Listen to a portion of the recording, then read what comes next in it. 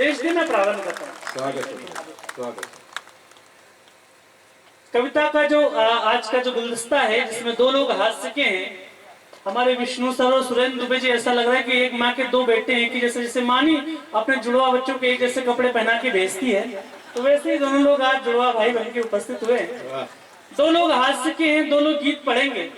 हमारी जिंदगी ऐसी है, थोड़ा सा हंसते हैं, थोड़ा सा गुनगुनाते हैं, प्यार करते हैं, लेकिन जिंदगी में हमेशा हंस नहीं सकते, हमेशा गा नहीं सकते। जिंदगी की समस्याओं से हम मुंह नहीं चुरा सकते। तो मैं इसे हंसने और गुनगुनाने के बीच में जिंदगी की जो समस्याएं हैं और उसके सामना जैसे हम जिस हिम्मत के साथ करें, तो उसी हिम्मत का कवि हूँ। मुझे कविता और कवि होने का कोई भ्रम नहीं। 140 करोड़ के भारत में जो 90% मध्यम वर्गीय हिस्सा है, उसका एक सामान्य सा चेहरा मुझे मान लीजिए। उनकी जो दैनिक समस्याएं हैं उन्हीं को कुछ कविताओं के हिस्से में ढालने की कोशिश करता हूँ। मैं प्रारंभ करना चाहता हूँ, बस निवेदन सिर्फ इतना कि आपके मन तक कोई बात पहुंचे, आपके दिल तक कोई बात पहुंचे, तो आपका तालियों के माध्यम से मुझे प्रेम स्नेह मिलेगा तो मुझे अच्छा लगे, क्योंकि माँ ईश्वर की सरस्वती की कृपा जिसकी वजह से हम 4 शब्द बोल लेते हैं और आपकी दी हुई तालियां की जिसकी वजह से हम इस माइक पर खड़े हो जाते हैं। एक बार तालियां बजाकर बता दीजिए, मैं प्रारंभ करता हूँ। वाह वाह, स्वागत है। पहली 4 पंक्तियां और आपको अपने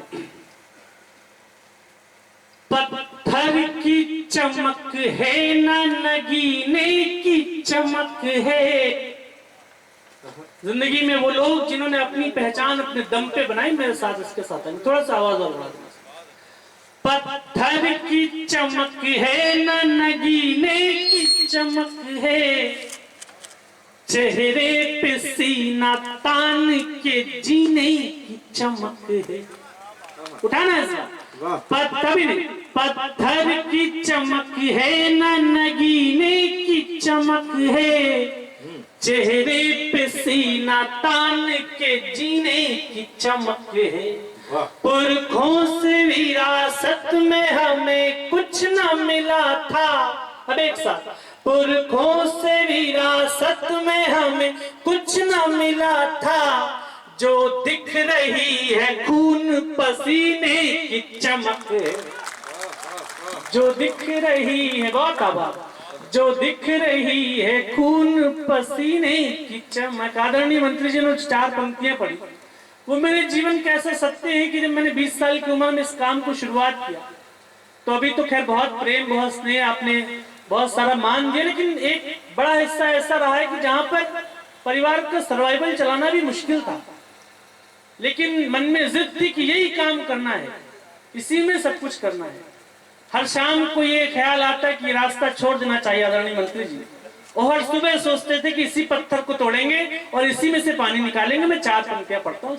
स्वागत है, स्वागत है। जिस रास्ते पे चल रहे उस पर है छल पड़े, कुछ देर के लिए मेरे माथे पे बल पड़े। अभी वो आपका जो खामोशी थोड़ी सी तोड़ना। जिस रास्ते पे चल रहे उस पर है छल पड़े, कुछ देर के लिए मेरे माथे पे बल पड़े। हम सोचने लगे कि यार लौट चले क्या, हम सोचने लगे कि यार लौट चले क्या, फिर सोचा यार छोड़ो चल पड़े तो चल पड़े। वाह वाह वाह वाह वाह, बहुत आभार। फिर सोचा यार, थैंक यू सर। फिर इसको थोड़ा सा ठीक कर लो, बीच बीच में आवाज आ रही है। फिर सोचा यार छोड़ो चल पड़े तो चल पड़े। लेकिन मंत्री जी, चलना आवश्यक क्यों है? हमें अपना घर छोड़ना क्यों पड़ता है? हम पलामू के, डाल्टनगंज के, मेदिनीनगर के, चतरा के, रांची के बच्चों को दिल्ली मुंबई जाना क्यों पड़ता है?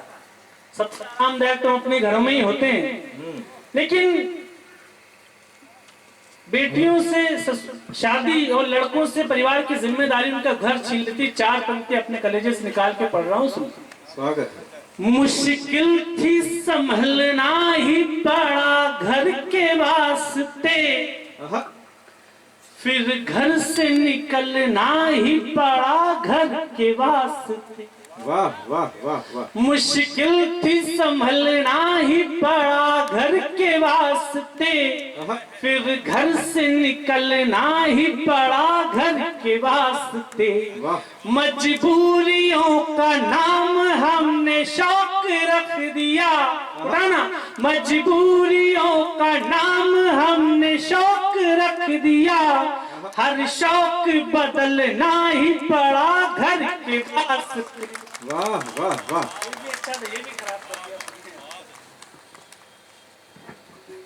हेलो। हर शौक बदलना ही पड़ा घर के वास्ते। अग्रिम पंक्ति में जो लोग बैठे हैं, ये समाज का ऐसा हिस्सा जो हमें लगता है कि सफल है। कोई मंत्री है, कोई सांसद है, कोई पुलिस अधीक्षक है, कोई बड़े व्यापार में है, कोई आप धर्म के क्षेत्र में है। समाज के इस हिस्से को लगता है मंत्री जी कि आपका जीवन बहुत आसान है, स्क्वाड चलती है, गाड़ियां चलती हैं, तमाम काफिला है, तमाम सारे लोग, लेकिन ऐसा नहीं है। आप जब यात्रा शुरू करते हो तो आपके पैर के कांटे कोई नहीं देखता। मैं 4 पंक्तियां आपको समर्पित करता हूँ, सुनिए। स्वागत है, स्वागत है। दुनिया समझ रही है कि चमक गया हूं मैं। दुनिया समझ रही है कि चमक गया हूं मैं, पर दिल ही जानता है कितना थक गया हूं मैं। भगवान कृष्ण की मुस्कुराते हुए तस्वीर है, इसके अलावा नहीं है, लेकिन उनके पैरों में कितने छाले थे आप नहीं जानते। दुनिया समझ रही है कि चमक गया हूं मैं, पर दिल ही जानता है कितना थक गया हूं मैं। आसान लग रहा है सफर देखने में, पर आसान लग रहा है सफर देखने में, पर दीवानगी की आखिरी हद तक गया हूं मैं। दीवानगी, बहुत आभार। दीवानगी की आखिरी हद तक गया हूं मैं। झारखंड मुझे इसलिए भी प्रिय है क्योंकि आपके क्षेत्र से एक ऐसा व्यक्ति निकला। अभी लखनऊ में आईपीएल चल रहे हैं, आपने देखा। रांची से एक लंबे बाल वाले लड़के ने टीटी की नौकरी छोड़ के बल्ले पे दांव लगाया और उसने पूरे विश्व में भारत का नाम रोशन किया। और उसकी दीवानगी इतनी है कि अभी परसों लखनऊ में मैच था, लखनऊ के खिलाफ, और 90% लोग पीली जर्सियों में थे और अपने पीछे धोनी का नाम लिखाए हुए थे। ये बात यहाँ से आती कि जब आप अपने टैलेंट पे, मेरा इन दिनों मंत्री जी इस बात पे विश्वास बहुत बढ़ा है कि यदि ईश्वर कोई प्रतिभा, कोई क्षमता, कोई टैलेंट दे तो उस पर दांव लगाना चाहिए, क्योंकि ईश्वर की दी हुई प्रतिभा के यदि हम अनादर करते हैं तो ईश्वर कई जन्मों के लिए हमको उससे वंचित कर देता है। 4 पंक्तियां पढ़ना चाहता हूँ जिन्होंने अपनी जिंदगी में अपने आप पे दांव लगाया, इस पंक्तियों में शरीक हो। स्वागत है, स्वागत है। मुझको ना रोकिए ना ये नजराने दीजिए। मेरे जब खराब समय चल रहा था, संघर्ष चल रहा था, तो तमाम लोगों ने कहा कुछ कर लो, ऐसा कर लो, वैसा कर लो, लेकिन 4 पंक्तियां सुनिएगा, मेरा मन बनाइएगा, थोड़ा सा आनंद में ला दो थोड़ा सा। तो मैं इस कार्यक्रम को थोड़ा सा खोलना चाहता हूँ क्योंकि अभी भी वो ऊर्जा मुझे नहीं महसूस हो रही है जो मैं चाह रहा था। तमाम माइक की व्यवस्था, लेकिन ये सब भूल जाओ आप। मैं 4 पंक्तियों से शुरू करना। स्वागत है, स्वागत। मुझको ना रोकिए ना ये नजराने दीजिए, मेरा सफर अलग है मुझे जाने दीजिए। मुझको ना रोकिए ना ये नजर। कोई राधा कृष्ण किशोर है, वो कैसे जाता है? आप पहली बार 1980 में विधायक हुए थे, 78 में आप अपने किसी रिश्तेदार की बात मान लेते हो, सरकारी नौकरी का फॉर्म भर देते, तो आज आपका कोई भी नाम नहीं जान रहा होता। लेकिन बीच में कोई युवा अपनी हिम्मत पे दांव लगाता है कि ये मुझसे हो जाएगा और तस्वीर बदल जाती है। आप यहाँ पर एक बात मुझे और बता दें, यहाँ पर राम मंदिर के दर्शन कितने करने लोग गए हैं? एक बार मुझे हाथ उठाकर बताओ, ठीक है? आप नहीं भी गए तो आपने राम मंदिर की तस्वीर कितने लोगों ने देखी है, रामलला की? एक बार मुझे बता। सबने देखी, ठीक है? एक बात जान के आपको आश्चर्य हुई, किसी भी धर्म ग्रंथ में भगवान राम का चित्र नहीं छपा है, उनके रूप का वर्णन जरूर किया गया है, लेकिन दक्षिण भारत के युवा ने अपनी कला पे, मूर्ति कला पे विश्वास किया, अपने हुनर की उत्कृष्टता पे दांव लगाया, तो उसने ठीक वैसे ही अपनी कला के माध्यम से रूप उतार दिया और हम उसको मानते हैं। 200 करोड़ हिंदू के भगवान राम होंगे तो ऐसे ही हुए होंगे। ये तब होता है जब अपने हुनर पे दांव लगाते मैं पंक्तियां पढ़ता हूँ। वाह वाह मुझको न रोकिए न ये नजराने दीजिए, मेरा सफर अलग है मुझे जान दीजिए। वाह ज्यादा से ज्यादा हो गए कि हार जाएंगे। और अब एक साथ, ज्यादा से ज्यादा हो गए कि हार जाएंगे, किस्मत तो हमें अपनी आजमान दीजिए। आहा, किस्मत तो हमें अपनी आजमान दीजिए। लेकिन जब अपनी किस्मत पे दांव लगाते हैं मंत्री जी, तो कुछ लोगों को आपकी हिम्मत रास नहीं आती, वो आपको परेशान करने की कोशिश करते हैं, डराने की कोशिश करते हैं। लेकिन हम भगवान कृष्ण को मानने वाले लोग हैं। हम, किसी ने कहा कि सबको लड़ने ही पड़े अपने अपने युद्ध, चाहे राजा राम हो चाहे गौतम बुद्ध, ये सारी व्यवस्थाएं बनाते ही रहोगे। नहीं, कुछ लोग पूरी रात व्यवस्था बनाने में ही निकाल देते हैं। मैं क्या कह रहा था, 10 साल मंत्री जी मुझे हुए, कभी सम्मेलनों में 8-9 साल का संघर्ष रहा। 1 साल जब ईश्वर ने थोड़ी सी कृपा की, तो ऐसा हुआ कि व्यस्तता बहुत बड़ी, इतनी बड़ी कि 26, 27 दिन अपने घर जब मैं नहीं पहुंच पाया, तो मेरे मंच के बड़े लोग, उन्होंने कहा कि स्वयं अपने शरीर को थोड़ा सा आराम दो, शरीर की अपनी सीमाएं से इतना नहीं थकाओ। मुझे शाहिद मंजूर की 2 पंक्तियां याद आई। यहाँ बहुत सारे युवा साथी बैठे हैं, जब ईश्वर कृपा करे तो मौका होता है 4 गुना परिश्रम करने का, कि अपने मंसूबों को नाकाम नहीं करना है, अपने मंसूबों को नाकाम नहीं करना है, हमको इस उम्र में आराम नहीं करना है। वाह वाह हमको इस उम्र में आराम नहीं करना। मैं 4 पंक्तियां पढ़ता हूँ कि जब हम अपनी किस्मत पे दांव लगाते हैं तो हमारी हिम्मत कुछ लोगों को रास नहीं आती, वो हमें डराने की कोशिश करते हैं, परेशान करने की कोशिश करते हैं। लेकिन भगवान कृष्ण को मानने वाले लोग हैं।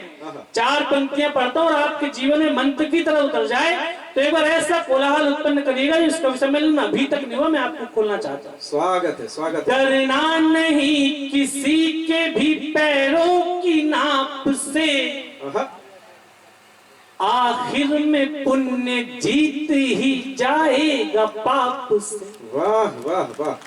देखिए, मैं प्रेम प्यार की भी कविताएं पढ़ सकता हूँ, लेकिन हमारे यहाँ योगी आदित्यनाथ जी की सरकार है और वो मुझसे स्पष्ट कह चुके हैं कि जो काम मैं खुद नहीं कर रहा वो मैं तुमको भी नहीं करने दूंगा।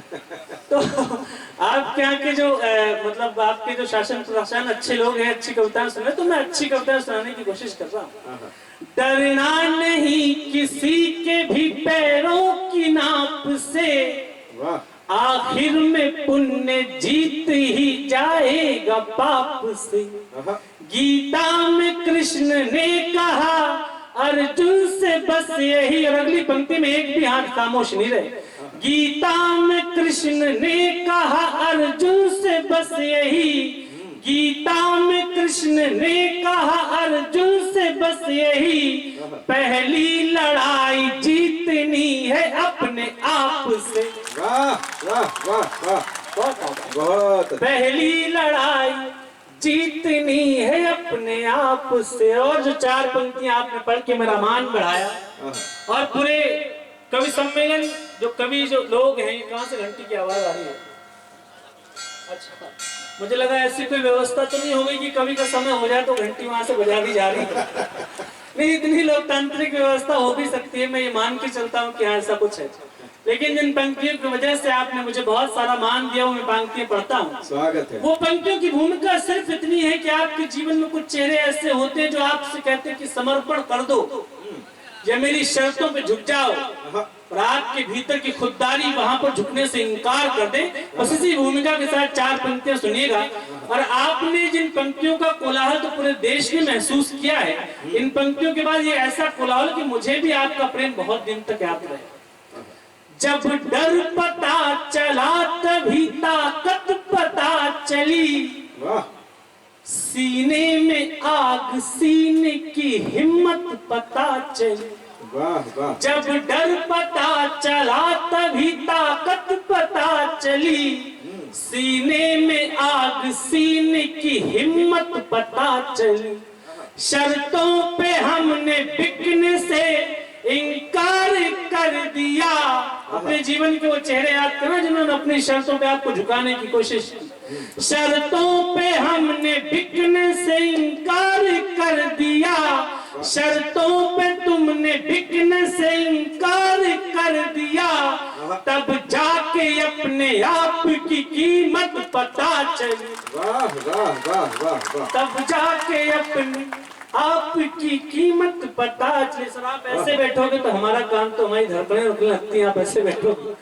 मैं कविता विशेष मंत्री जी आपको सौंपना चाहता हूँ, पूछे क्योंकि आप कविताओं के बहुत शौकीन हैं, आपने बहुत सारी कविताएं सुन भी रखी हैं। लेकिन अभी दिल्ली में चुनाव हुए तो रेखा गुप्ता जी मुख्यमंत्री हुई। मैंने तमाम स्टेटस देखे कि हमारी बड़ी बहन मुख्यमंत्री हो गई, हमारी बड़ी बहन मुख्यमंत्री हो गई। सफलता के 100 बात होते हैं। उससे पहले वो 2 चुनाव हारी थी, मैंने आज तक एक व्यक्ति का स्टेटस नहीं देखा कि हमारी बड़ी बहन बेचारी हार गई, मैं इनके दुख में भी इनके साथ। ऐसा होता है। आप सफल हो जाओ तो तमाम मीडिया आता है, ऐसे ऐसे रिश्तेदार निकल के आते हैं जो आपके संघर्ष की यात्रा में कहीं नहीं थे। मैडम आपने भी जब यूपीएससी की तैयारी की, कितने अटेम्प्ट में हुआ आपका?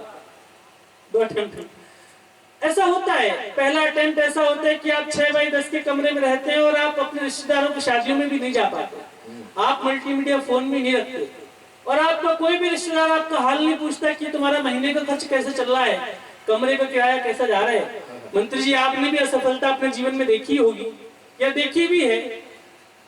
आपके हारने के बाद जो लोग इतने उपस्थित रहते हैं और आपके मंत्री बनने के बाद जितना काफिला होता है, उसके बीच का जो अंतर है, मैं समझता हूँ जिंदगी उसी अंतर में, उसी सच्चाई में थोड़ा सा और खुलिएगा, थोड़ा सा और मुखर होइएगा।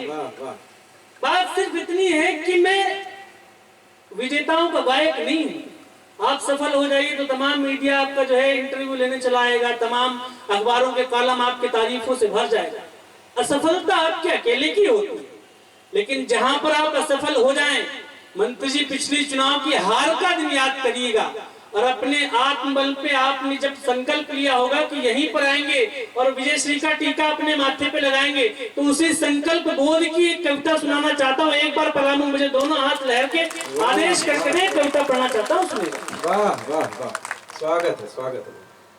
इसको थोड़ा सा अच्छा कर दो, क्योंकि अब अंतिम 2.5-3 मिनट में तो अच्छा ही कर दो, थोड़ा इको डाल दो, बढ़िया गाने का इसको कर। और 2.5-3 मिनट ऐसी ऊर्जा मुझे दे देना कि आपका सिर्फ मन मेरी कविता पे रहे, और आप थोड़ा सा भी हिलोगे डुलोगे बात करोगे तो मुझे ऐसा लगेगा कि आप मेरी कविता पे चल के जा रहे हो। एक बार भरपूर तालियां दोनों लोग, दोनों सदन में दोनों हाथ उठा के बजा दें। मैं गीत स्वागत। एक महल की चौखटों